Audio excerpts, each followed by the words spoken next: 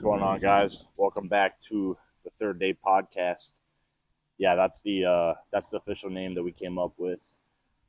As you can see, it is not the most optimal weather conditions to be filming a podcast Not in. at all. It's a little bit of thunder, a little bit of lightning in the air. We're kind of breaking every law as a child. We're full sending it though. So, appreciate you guys watching. If you watched the first episode, if you have not, there'll be a link up at the top. Go check that out. But we talked about anxiety and worry, and sometimes how that can just be overflowing and feels like it's too much to get out of. But if you're struggling with anxiety, if you're struggling with worry, I'd suggest go checking that one out. Today, we're going to be talking about patience, though. Oh my gosh, yo. Okay. That is crazy. Patience.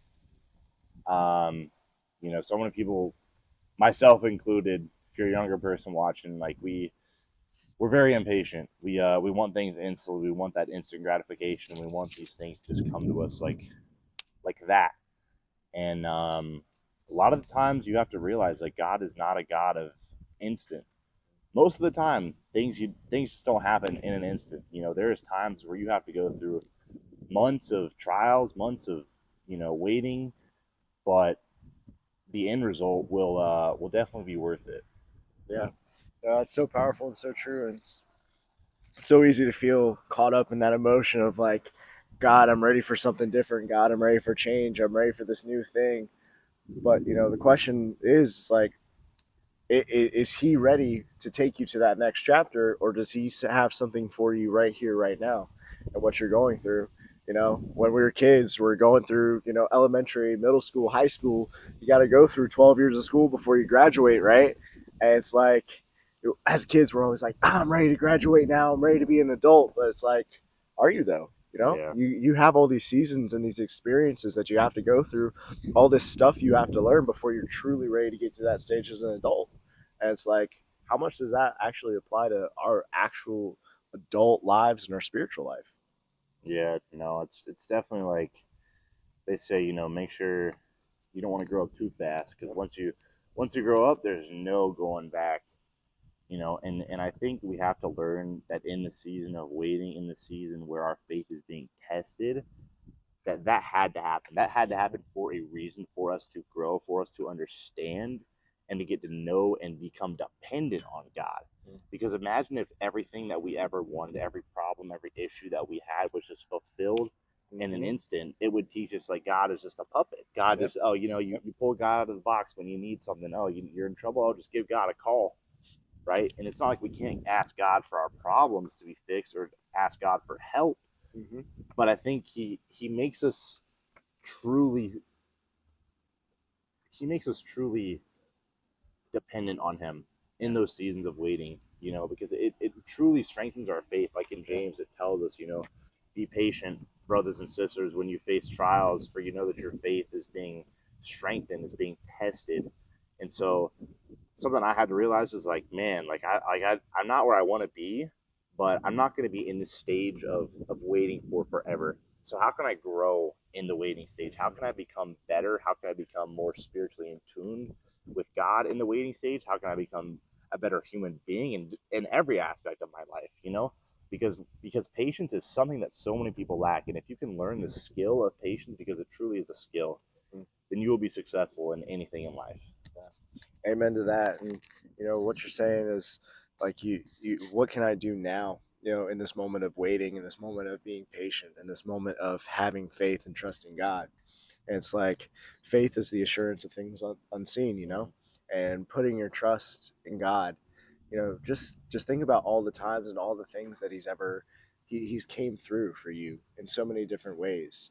And we tend to get to the stage where we're impatient and we're waiting for the next thing, and we forget about XYZ and all these things that we've gone through. And we got to have faith in that. We got to put our trust. And God has proven himself multiple times, and he will show up again. I remember hearing Pastor Dennis. He was preaching to the students one night, and was talking about the seed of the parable of the seed. And something that he pointed out, he's like, you plant that seed in the ground, and you kind of forget about it, right? You just like, you forget that it's even there. It's getting sunlight, it's getting water, all these things like that, but you don't see it. You don't see the seed. It's buried under the ground, and you're just going about your day doing your things. And then one day you like walk by and you're like, oh, it's starting to grow. Mhm. You know, that seed's starting to grow, starting to sprout into something beautiful, right? And you know, you look at all these things, and God works in that way. You know, he's planting seeds in your life, and they're not meant to grow yet. They're not meant to get to that point. And there's work to be done elsewhere. And then one day you're going to get to that point where God's like, all right, it's time for this thing. It's time for you to walk through this door. It's time for this opportunity. It's time for this person to come into your life. You know, fill in the blank. And you're just like, oh, I remember that now. Yeah. It's cool how that works. Yeah. I think that kind of goes back to the thing of like when we plant seeds in other people, like sometimes we can, you could spill the gospel into somebody and it might not be years later until they actually realize that, and I think there's such a powerful thing behind waiting. If we look at the Bible and how people just had to wait, people had to wait 40 years. Israelites had to wait 40 years in the desert. They waited 40 years. They didn't hear God. They didn't know what was going on. They waited 40 years just for something to happen. And so we think, man, I'm waiting, a month, couple weeks, couple months, and it feels like the longest time in the world. But I think part of that is because we get so hyper fixated on the problem, on the thing that we are lacking. Why do we do that? It's because we as humans, we always want more. And the thing that you have to realize that there is truly nothing new under the sun. There's truly nothing new under the sun. So you think, oh, I'm going to have this thing happen in my life. And, that's just going to be the greatest thing ever, right? There are great things to life, but there are also things that have been done time and time again. And the thing that you think is just going to make you fulfilled, it's not. So what you need, oh my goodness, whoa, that was like a flashbang. Sorry. What you need to be doing is focusing not on the way to get this thing, but focus on the way maker. Focus on the one who will make the way when the time is right. Because when you get to know God, when you understand who God is and truly how he works, you will understand that everything happens for a reason. Good, bad, ugly, it all happens for a reason. Yeah, to what you're saying, keep your eyes on the waymaker. Think back to that story of Peter, and the disciples are all out in the boat and they see Jesus walking on water, and they're all like afraid, and they're like, "Oh, who is that? Who is that?" And he's like, "Guys, it's me. It's me. It's Jesus, Son of God, your best friend, the guy that you've been following." And Peter's like, he goes to step out on the boat because he has faith to walk on water like Jesus does. And when he's looking at Jesus and he's keeping his eyes on Jesus and not focused on all the things around him and focused on the crashing waves and the storm and the sea and the fact that logically speaking you can't do this, like you can't logically walk on water. Some people aren't even lucky enough that they can swim. But logically he can't do any of this stuff, but he has his eyes on Jesus. And because he has his eyes on Jesus and he's stepping out in faith and he has that faith that he could do this thing because Jesus is inviting him, he's able to walk on water. But then the moment he turns his eyes from Jesus, that's when he falls into the water and starts sinking. And Jesus has to grab him, pull him up, get him back into the boat. And he says, "Oh, ye of little faith." And you're like, "Whoa, whoa, whoa, whoa, what does that mean, Jesus?" He just stepped out in faith. But yes, he took that step. But as it was coming to the process of getting closer to Jesus, as you're walking towards him, you took your eyes off. You got distracted. And how many times do we do that where we're in this stage of waiting, we're in this stage of like, okay, I'm stepping out into my faith and I'm trying to be, a believer and devoting my life to Christ, and I want him to direct my paths. And we're saying that, but then we're getting so caught up in our day-to-day stuff and all the problems and all the things in this world and these people and these relationships and money and all these things, and we take our eyes off Christ. And it's like, how are you going to be able to walk towards him if you're not looking for him? Yeah. And what is no, continue. It's like, what is he trying to teach you in these moments? What is he What does he want you to experience? What does he want you to, who does he want you to impact that's in your circle right now that they're only here for this chapter of your life? So he wants you to make an impact in their life. He wants you to have changes and experiences in this chapter, and then he's going to get you to the next, because every season, every chapter, it's a gift. It comes with all these blessings, all these things, all these people that you get to interact with, even in all the struggles. So it's like, what does he have for you in this moment if you just keep your eyes on him and it's like, Jesus, I know I'm going to get to this next stage, but right now, right here, I'm your servant. Mm-hmm. All right, so we had to pause that for just a little bit because the wind started picking up like crazy. The camera got knocked down. The phone started cutting off. One moment. 2,000 years later. And speaking of Peter, we were literally just inside of that storm. Like, camera just fell flat on the ground, stopped the recording. It was bad. But Just a little bit. to continue with where we were at, talking about Peter and how we took it, or what was it? Shoot. Talk about David. Yeah, we're talking about David. Sorry, whole train of thought just got messed up. I was talking about David. Like David had this covenant with God, and he had this oneness with God. He was a man after God's own heart, is what he was called. And he had everything. He was king of Jerusalem. Like, this guy was set, and he had this covenant with God. And he went and just completely, he messed up. He made a bad decision, did something that he shouldn't have done. He went after and he lusted. The downfall of basically every good man in the Bible. It's just been lust. It is something that has just been destructive. It is still a destructive presence in the world today. And he went and just lusted after a woman. And what did that lead to? It led to depression, destruction. His enemies started overtaking him, and he he fell away from God in a way because he went and he did his own will. So what does God have to say to that? All right, you think you know what's best? All right, you're gonna see. I'm gonna let you figure that out. And I think God lets us figure things out, and He lets us come to realize, like, hey, you need to depend on me. You can't trust on your own thought process, A, because you are simply human and I am God, but B, because you will most likely, if not always, make the wrong decision. Lean not on your own understanding. Mm-hmm. Lean not on your own understanding, but trust in God. And when we do that, we depend on Him. I mean, we can't make every decision for our life. Why would you not trust the one who knows every hair on your head? He knew you when you were before you were in your mother's womb. Why would you not trust the one who's just been there from the jump, whether you've had him as a part of your life or not? He still knows you. He still cares for you. He still sees you. And so why would you not put your trust in him? Yeah. Amen to that. And he knows your story. Oh yeah. He knows it from the moment you were born to the moment you die. He knows all the things that are going to happen, all the opportunities, all the chances, all the choices you make, and the choices of those around you. And he has prepared something for you.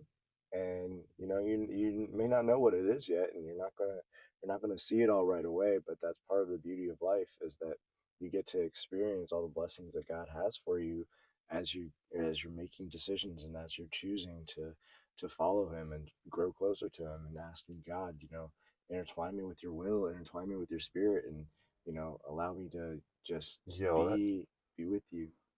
That's another little bug, what is that, a little beetle. bro? But anyways, as I was saying, you know, you can place your faith, you can place your hope in that. And he's made us promises that he's going to take care of us. He's made us promises that as his children, he has a place for us. He has a place for us with him in heaven, and we get to be a part of his family. So even though you have all this anxiety, you have all this worry, you have all this stress about the problems in your life and the things that are going on, and God, I'm trying to be patient, but I need something to change. God is going to take care of you. You know, Abraham, he didn't know what was going to happen, but he knew God made him a promise. And him and his wife, they had to wait, and they had to go through a season of waiting. Noah, he had to build an ark, and they had to go through a season of waiting. before the birth of Jesus, a promise was made. Prophecies were told of, the Messiah that would come. And then 300 years of silence. Everybody was like, well, what's going to happen? Where is he? There's no prophets. We're not hearing from God. What's God doing? Mm-hmm. What was God doing? He was allowing the world to get to the point where it was ready for the Messiah to come. Mm-hmm. So that way it could prepare the way. John had to make the way for Jesus to come. John wasn't born first. That would have never happened. John wasn't supposed to be born 300 years before he was. He was supposed to be born in that moment. Jesus was supposed to be born in that moment. Yep. And the things that are ahead for you, the people, the job, the choices, the family, all these things, it's meant for that moment. So what does God have for you in this moment? And what is he preparing you for in the moments ahead? Yeah. I think being patient is you have to just be present in the moment. Being patient means you're looking forward to the future. You want something in the future already, but why are you not present in the moment? Why are you not thinking about what is happening in the moment? We worry so much about the future because we're not grounded in the moment. There's nothing you can simply do about the future by worrying about it. You can't add a day to your life. Like Jesus says, we can't add a day to our lives by worrying. But what we can do is just focus on the blessings that we have. Think of all the good things that you do have right now. And so that you will be able to just enjoy when you do get the thing that you want, you will be able to enjoy that so much more because you reap the reward of waiting, of being patient in the season that you were supposed to be patient in. And I think in a world just full of lies, everywhere you go, everything you read, everything you consume, it's just full of lies. So why would you not want the God who always comes through, the God who always tells the truth, comes through on it, delivers on what he says? Why would you not want that guiding your life and leading your life? So if you're somebody who is struggling with patience, like I am, I'm going to be honest, I'm struggling to be patient at times. But what do I have to do? I have to ground myself in my faith. Okay, where am I at right now? I'm very blessed right now. I'm so blessed. I don't need to be worried about the future. I know who holds my future. I don't know exactly what the future holds, but I know who holds my future. And that's something I have to constantly remind myself of when I get stressed, when I get anxious, when I get worried about what I'm not doing right, what I'm doing wrong. I have to keep myself grounded. So if you're impatient, if you're struggling to just keep holding on, just be patient because God's timing is better than our timing. When you wait for God's timing, you will reap the reward of that waiting. Look at Sarah and Abraham. They waited 100 years for a child. What did that do? That created a bloodline all the way up to Jesus. What was it? And then you see what the results was of when they didn't wait. Mm-hmm. What did that cause? That created division. That caused, that just caused destruction. Generations and generations of destruction. Just generations of being lost. And Yep.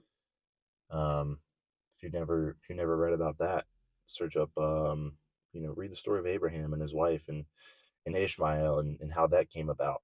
Mm-hmm. So my word of encouragement to anybody who's struggling to be patient: be still and know that I am God.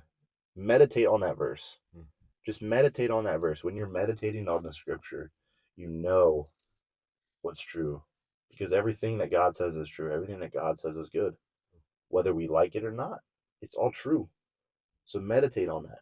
Fix your mind on things above, right? Fix your mind on the kingdom. Fix your mind on the things above, and you're good. But just be patient because the reward will be so worth it. Mm. All right. That's going to wrap it up for this episode 2. If you guys enjoyed, make sure to leave a like, comment. What do you guys want to see us do next? Share this video with somebody. If you know somebody who's struggling to be patient, share the video to them. Let them know that everything's going to be okay. And we'll catch you guys in the next one. Peace. Peace.